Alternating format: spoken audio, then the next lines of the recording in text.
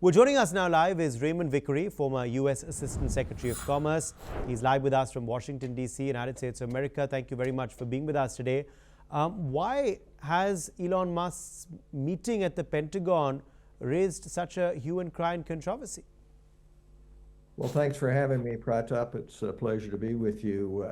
This really is an unprecedented breach of the conflict of interest rules. As you may know, Elon Musk, through SpaceX and News and Starlink, has billions of dollars of contracts with the Department of Defense. And so to have him come in and really be in charge of what's going to happen in terms of personnel and allocation of employees for the department is a very glaring conflict of interest. This, of course, is nothing new. He's been barging in, eliminating whole agencies in the rest of the government, really contrary to laws designed to protect civil servants, military personnel in the United States. So that's the basic problem here.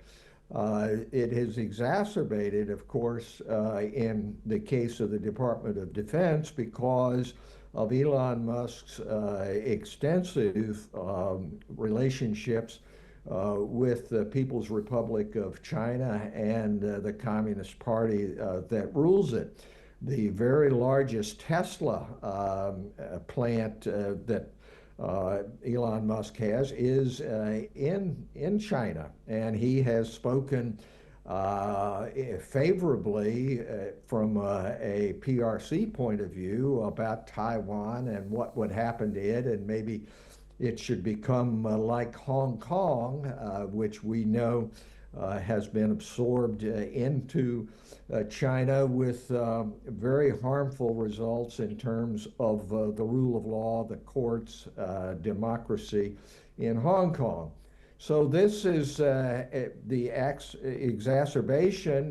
There was a report from the New York Times, confirmed by the Wall Street Journal, that in this meeting that was to take place with Hegseth, the Secretary of Defense, that there was going to be a briefing on China.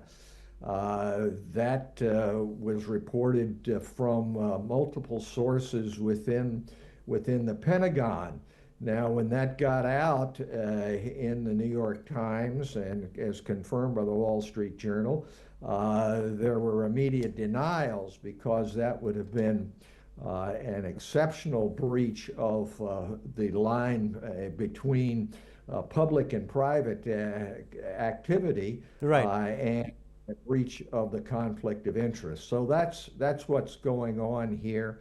But it is of a piece of the whole approach of the administration toward a renovation of the United States government.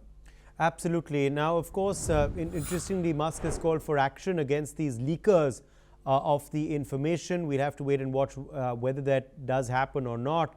But, you know, as far as, of course, the hue and cry over his conflict of interest is concerned, it's not the first time that it's happened.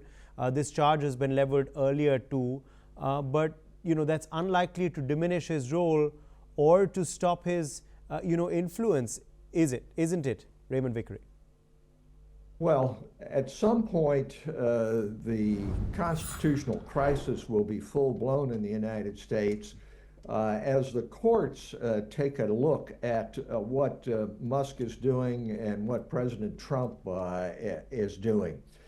There are laws in the United States governing the treatment of personnel, whether they be military or civilian, designed to protect them from this sort of political hammering, which is the stock in trade of the Trump administration.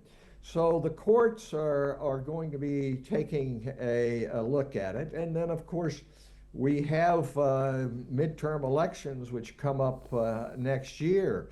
And the voters will be able to weigh in again on the makeup of the House of Representatives and the Senate, which to this point have been completely controlled by supporters of President Trump and have provided no checks and balances. But there's still time for the system which we have, the constitutional system, a system which is shared by other great democracies such as India, Japan, in Europe, to provide for a rule of law and an approach which is not authoritarian and not mimicking that of China. Okay. My thanks to Raymond Vickery for joining us with your perspective on that big story.